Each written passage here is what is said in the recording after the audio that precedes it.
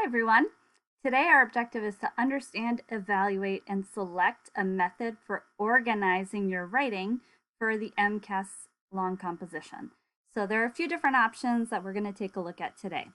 So we have 3 ways to brainstorm for the same prompt, and each of these ways gets at the same ideas.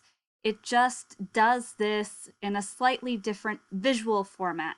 So whether or not you use an outline, which is here below, a bullet notes outline, or a web, either way, you're going to get at the same concepts and the same structure. They just look a little bit different.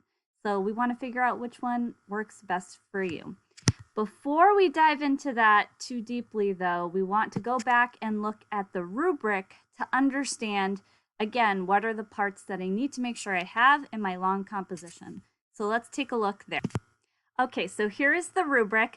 Let's review it together, and we're looking specifically at section 3, meeting expectations, because we are shooting for either having a 3 or a 4. We want to either meet or exceed our expectations.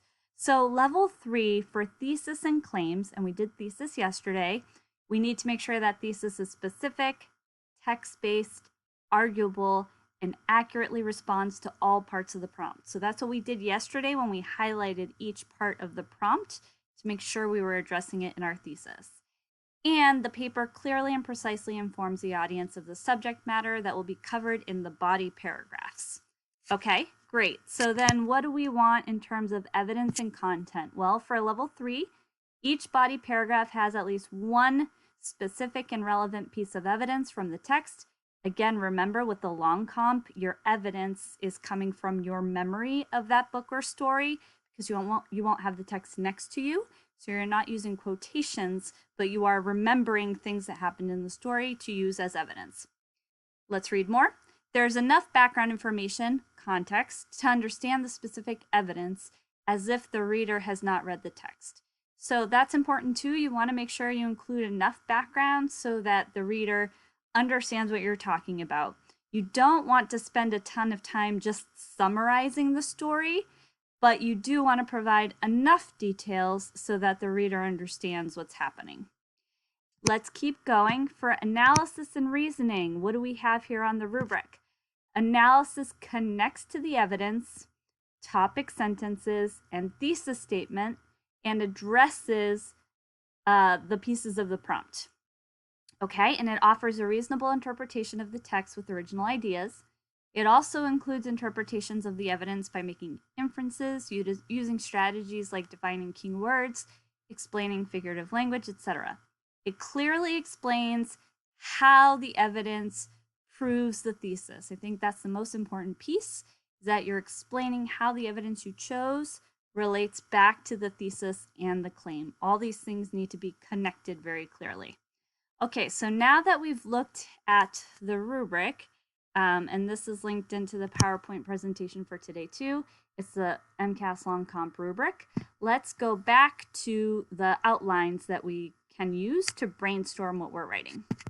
Okay, so now I'm going to quickly show you what each of these tools looks like, the outline, the bullet notes outline, and the web. And then I'm going to walk you through my outline so you can understand my thinking process as you get ready to do yours. So let's first take a quick look at what they look like. So here's what the outline looks like.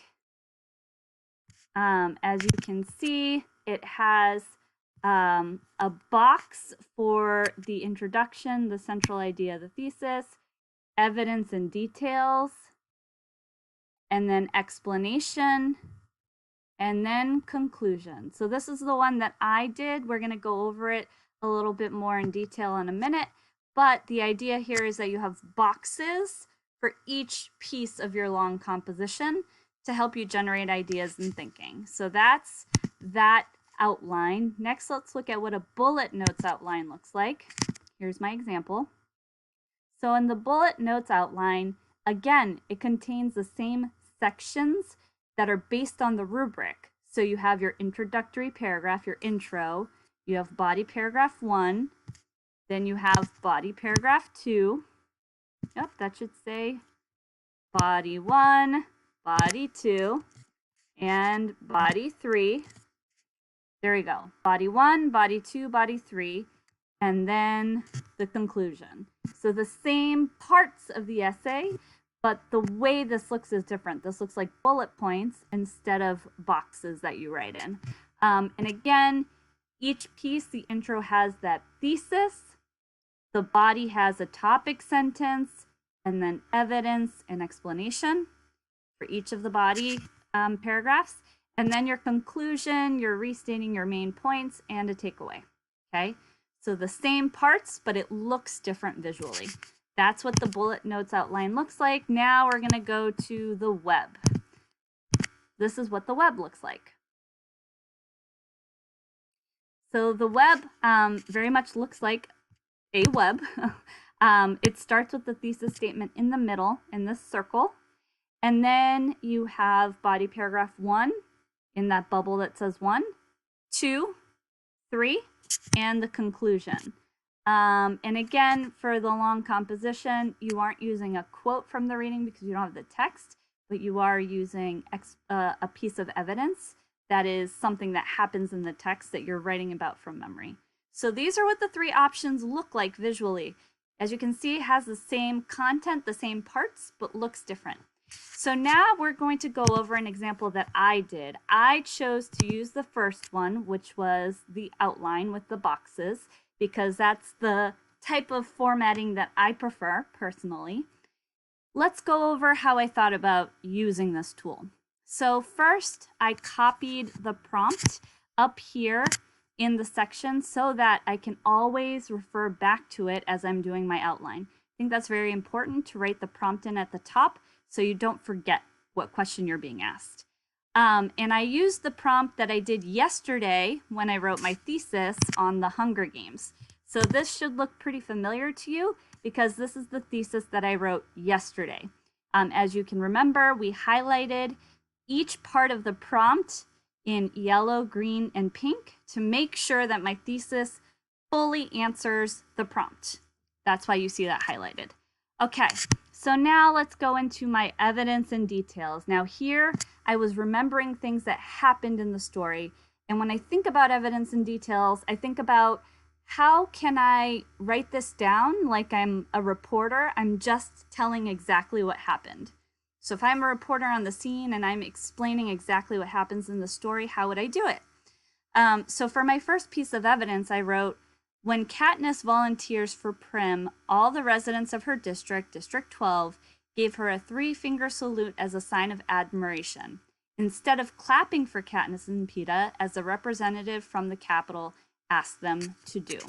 So that is my piece of evidence. I'm only explaining what happens in the story. I'm not yet telling why I think that this is good evidence. I'm not yet explaining how this evidence connects back to my thesis. I'm going to do that in my explanation. So now let's look at my explanation for that part for body paragraph 1. This example from the story shows that while Katniss's life changed forever as a result of her volunteering as tribute in Prim's place, and therefore both gaining national recognition and seriously risking her life, it also impacted the story as a whole. Now this is really important because in my explanation, I'm connecting it directly to my thesis and the prompt. So remember, the prompt was a character whose life is affected by a single act, and describe how they are affected by that act, and explain how it relates to the work as a whole. So I wrote about that in my thesis, and I'm writing about it here again in my explanation. So this example shows that Katniss's life changed forever. That's green. That connects to the green part of my thesis and the prompt. It also impacted the story as a whole. Okay, that part is the pink part. And I'm going to explain the pink part. Let's see here in the middle. As a result of her volunteering as tribute in Prim's place and therefore gaining national recognition and risking her life. That's how it changed Katniss's life. So that is the yellow. Okay. Let me make sure I had that. Oh, no, so I had the yellow and the green reversed. So this part is yellow and this part is green. Okay. There we go. Yellow, green, and pink. And then Katniss, as the main character, begins her transition from District 12, an unknown person, to the figure at the center of a major national televised event.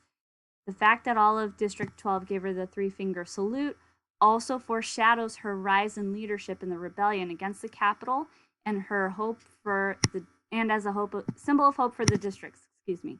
So all of this is explaining the pink part of my thesis. So I've got yellow, green, and pink. I'm addressing each part of my thesis and the prompt in each body paragraph. If I look at my other pieces of evidence and explanation, the same thing happens. In the conclusion, you want to make sure that you are summarizing your key points and addressing back at the prompt. So here's what I wrote for my conclusion. Katniss's action to take her sister's place in the Hunger Games at the beginning of the Hunger Games by Suzanne Collins directly leads to a domino chain of events in the story that include both subtle and overt public acts of rebellion by Katniss against the Capitol, making Katniss a hero to the people of the districts. These public acts of rebellion inspire hope within the districts and forever change the Hunger Games in Panem, therefore both deeply impacting the society in which Katniss lives, as well as the story arc of the Hunger Games. So that is talking about, again, summarizing the key points of evidence and explanation and tying it back to the original thesis. This is how you are going to work on your own outline, whether you choose the box outline, the bullet point outline, or the web. You are going to be working on each piece of your long composition and brainstorming what you are writing about. You're going to do this with your partners in the breakout rooms. And again, just like yesterday, you're going to use the book or stories that you wrote about originally. So you don't have to use the Hunger Games. You're going to use the book or story that you are most familiar with to do your graphic organizer and outline. Let's see how you do.